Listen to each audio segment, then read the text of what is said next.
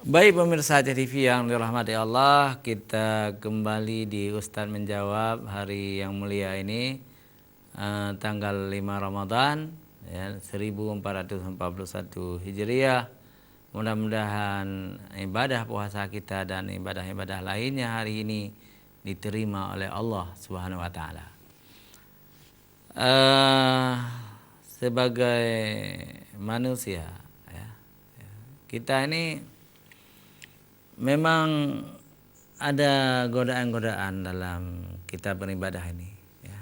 Ada godaan-godaan, tapi godaan-godaan ini harus kita menangkan, harus kita usir, penggoda itu. Penggoda itu adalah setan dan nafsu di dalam diri kita ya. Kita usir. Pemirsa TV yang dirahmati Allah ya. Jadi puasa yang berkualitas ini harus kita ciptakan sendiri. Kita harus bersungguh-sungguh di dalam menciptakan puasa yang berkualitas ini. Dengan cara apa? Dengan cara berteman dengan orang-orang baik, dengan ulama. Kita gunakan HP misalnya. Di HP ini ada ilmu tentang puasa. Kalau kita buka, katakanlah di Facebook atau di Google, itu ada pelajaran yang ditulis oleh ulama-ulama, oleh orang-orang ilmuwan. Jadi kita baca itu. Kemudian kita pendengar radio misalnya, dengar dakwah-dakwah dari ulama-ulama yang ada di radio. Begitu juga di Aceh, di TV ya. Begitu juga di TV. Di TV juga ada dakwah. Termasuk Aceh TV Ustaz Menjawab ini bagian dari dakwah itu. Dengan kita sering mendengar tausiah-tausiah dari para ustaz dan ustazah, kita tidak terjerumus ke dalam hal-hal yang membuat puasa kita jatuh, tidak berkualitas. Maka mendengar itu perlu, menyimak penceramah-penceramah itu perlu, tapi dipilih yang berkualitas. Jadi jangan semata-mata yang banyak humornya, kualitas tidak ada. Pilih penceramah-penceramah yang berkualitas, yang tidak suka humor berlebih-lebihan. Pemirsa TV yang dirahmati Allah Subhanahu wa taala, kami membuka kesempatan kepada pemirsa ya, untuk bertanya lewat SMS, silakan, WA, kita sediakan. Atau langsung berbicara langsung lewat telepon, silakan. Nomor-nomornya tertera di layar kaca itu. Baiklah, kita ingin lihat dulu sudah masuk pertanyaan-pertanyaan dari para pemirsa. Yang pertama adalah dari Ibu Siti Hartati di Banda Aceh ya. Assalamualaikum warahmatullahi wabarakatuh. Waalaikumsalam warahmatullahi wabarakatuh. Ustadz, waktu muda dulu saya tidak pernah menutup aurat. Saya tidak pernah menutup aurat. Tetapi sejak tahun 90 saya sudah menutup aurat. Dalam makna dulu nampak dada saya, nampak rambut saya, malah rok saya juga terbelah dari belakang, nampak betis saya. Saya tidak tahu apakah masih berdosa saya atau bagaimana cara bertaubat. Lebih 20 tahun setelah saya remaja, berkeluarga tapi tidak menutup aurat. Mohon penjelasan Ustadz Amir Hamzah. Baik. Baik Ibu Siti Hartati di Banda Aceh. Mungkin bukan hanya ibu ya yang menampakkan aurat waktu itu. Rata-rata termasuk anak-anak ulama, termasuk istri-istri orang terhormat. Karena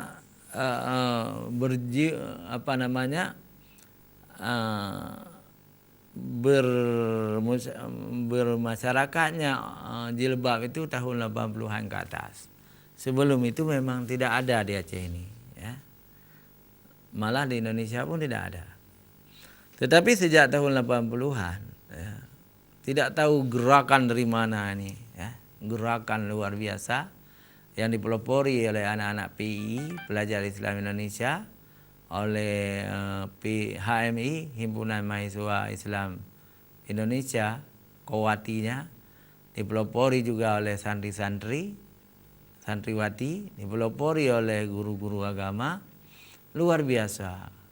Kemudian semua orang mengenal jilbab. Rupanya itulah pakaian muslim, pakaian muslimah, ya.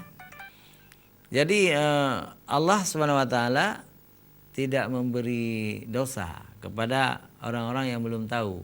Katakanlah Ibu Siti Hartati sebelumnya belum tahu wajib menutup leher, wajib menutup rambut, menutup betis, kan. Mudah-mudahan tidak berdosa, asal jangan dibuka lagi. Sekarang ibu, barangkali usia ibu juga sudah sangat dewasa mungkin, ya. Jangan lagi menampakkan aurat dan minta ampun kepada Allah. Insya Allah Allah mengampuni dosa-dosa ibu. Berpakaian menutup aurat itu memang perintah Allah SWT di dalam surah An-Nur ayat 30 dan 31. Juga dalam surah Al-Ahzab, ya. Surah Al-Ahzab ayat 59, saya tidak baca lagi, nanti dilihat sendiri di dalam Al-Quran. Artinya juga ada di Al-Quran terjemahan bahwa menutup aurat itu wajib hukumnya. Jadi insya Allah Allah akan mengampuni dosa-dosa ibu. Dan dalam hadis juga, hadis sahih juga wajib menutup aurat. Terima kasih ibu yang telah selalu setia kepada Ustaz Menjawab ini. Kemudian kita baca dari ini ibu juga, dari Ibu Nurjannah. Ibu Nurjannah, ya. Di mana alamatnya, di mana Aceh saja. Ibu Nurjannah bertanya, Ustadz, apa hukumnya kita duduk-duduk di depan TV menonton aurat-aurat orang-orang Islam, juga orang-orang non-Islam yang kadang-kadang agak terlalu pornografi. Mohon penjelasan Ustadz. Baik Ibu Nurjannah, sebaiknya jangan melalaikan puasa itu dengan menonton film-film India, film-film Barat, ya. Film Indonesia pun kadang-kadang lebih gawat dari film Barat dan film India. Bollywood kata orang sekarang. Film Barat itu Hollywood, film India itu Bollywood. Film Aceh apa namanya? Nggak tahu kita. Film Indonesia tidak ada wood-woodnya. Jadi menonton aurat di televisi juga dapat menggugurkan pahala puasa. Jadi puasa kita yang berkualitas jatuh kepada puasa yang tidak berkualitas. Kalau perlu jangan menonton aurat-aurat perempuan di televisi. Baik Ibu Nurjannah, dan selanjutnya juga ada SMS. Ini dari, nampaknya ini seorang pemuda dari Boy. Apa nama aslinya? Boy, ya. Boy di mana? Di Banda Aceh mungkin, ya. Ustadz, apa hukumnya onani di bulan suci Ramadan? Mohon penjelasan Ustadz. Baik Boy, ya. Onani itu mengeluarkan mani dengan menggunakan alat termasuk tangan sendiri adalah membatalkan puasa. Membatalkan puasa, jangan lakukan itu. Sebaiknya walaupun di malam hari juga jangan. Orang-orang yang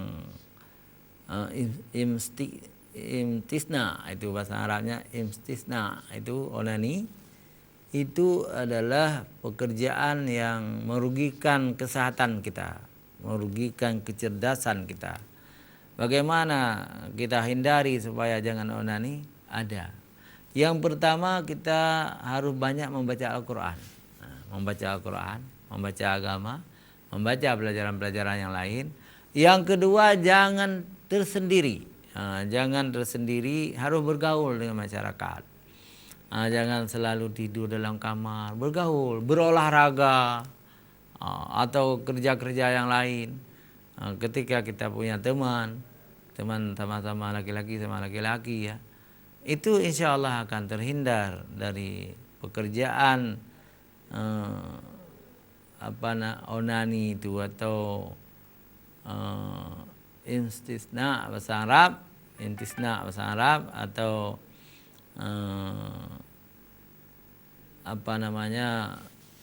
pekerjaan yang menurut para ahli ulama-ulama itu membatalkan puasa, ya, membatalkan puasa kita. Terima kasih Boboy, dan sudah masuk lagi.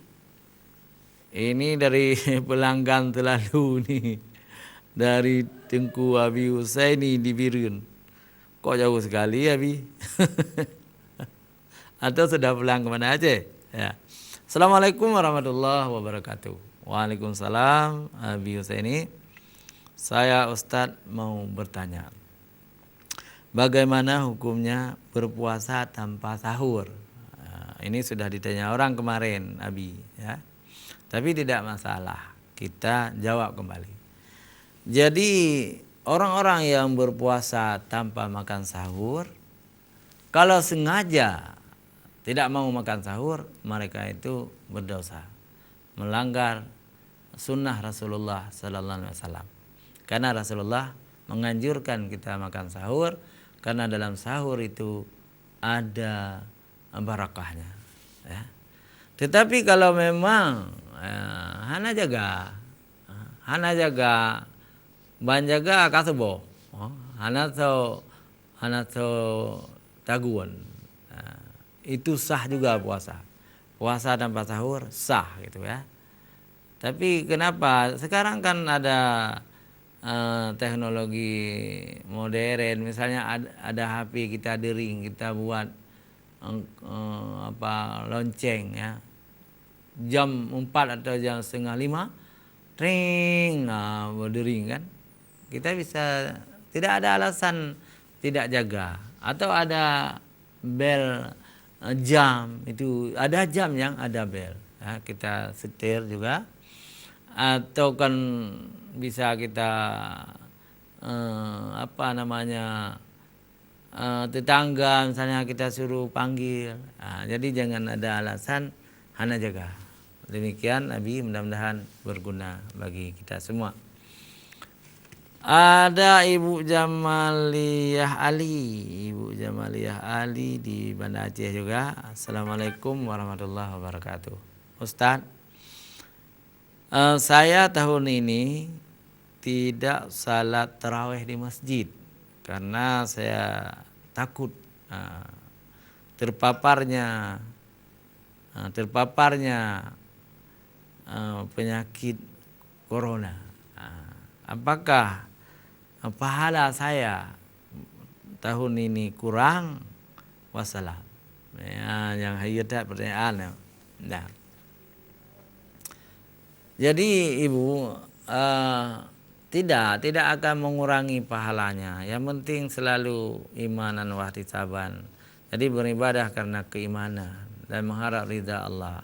Kalaupun kita tidak melangkah ke masjid, karena memang ada imbauan dari pemerintah untuk kita tidak dekat-dekat, harus jaga jarak, ya, harus pakai masker misalnya.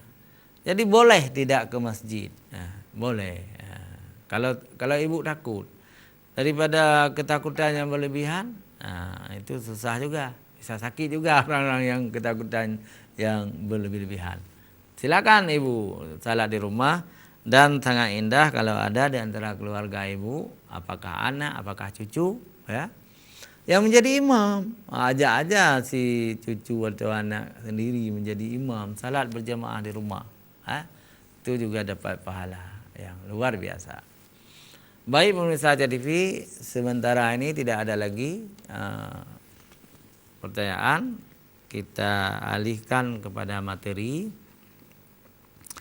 Jadi puasa yang berkualitas ini perlu betul-betul punya azam kita, punya cita-cita kita, punya semangat untuk meningkatkan kualitas puasa kita itu. Mudah, tidak terlalu payah, asal saja menjaga anggota tubuh dari hal-hal yang haram dan yang makruh. Kita jaga itu. Dan lebih baik kita tidur saja daripada kita keluar untuk mencari dosa, gitu kan? Lebih baik tidur aja di rumah. Kalau keluar menghabiskan waktu di warung-warung yang sangat lama sampai 2 jam, 3 jam, bahkan sampai pagi, itu merugi, rugi itu. Tapi tinggal di rumah membaca Al-Quran. Jadi membaca Al-Quran ini sangat besar pahalanya. Ini adalah kalam Allah yang diturunkan pada bulan Ramadan. Jadi Al-Quran ini seluruhnya diturunkan dalam bulan Ramadan.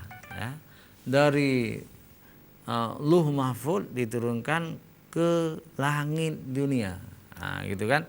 Dari langit dunia baru disampaikan oleh malaikat Jibril. Ini beransur-ansur kepada Rasulullah, baca menurut kebutuhan. Tapi diturunkan dari Luh Mahfud. Di mana Luh Mahfud ini? Di langit yang ke-7. Ya. Jadi diturunkan oleh Allah ke langit ke dunia, istilahnya langit dunia. Ya. Itu sekaligus dari langit dunia, diturunkan ke bumi. Ini baru beransur-ansur selama 33 tahun. Pemirsa TV, kata Sayyidina Ali Sayyidina Ali karamallahu wajhah, ini Sayyidina Ali, enggak ada orang Aceh yang tidak kenal Sayyidina Ali. Sayyidina Ali ini sangat banyak ilmunya, menantu Rasulullah, suami dari Fatimah Ad-Zahra, dan ayah dari Hasan dan Husain. Ya. Sayyidina Ali mengatakan, aku selalu gelisah. Jadi obatku adalah membaca Al-Quran. Kalau aku baca Al-Quran, aku lupa kepada gelisah itu.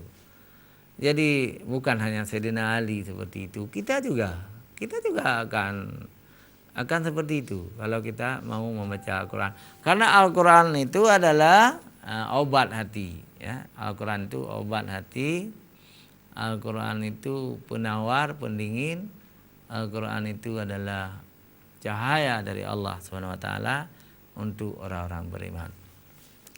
Syahrul Ramadan alladzi unzila fihi al-Quran hudal linnasi wa bayyinati minal huda wal furqan. Ini surah Al-Baqarah ayat 185. Pada bulan Ramadan ini adalah bulan yang diturunkan Al-Quran ke dunia. Tanggal 17 Ramadan diturunkan Al-Quran.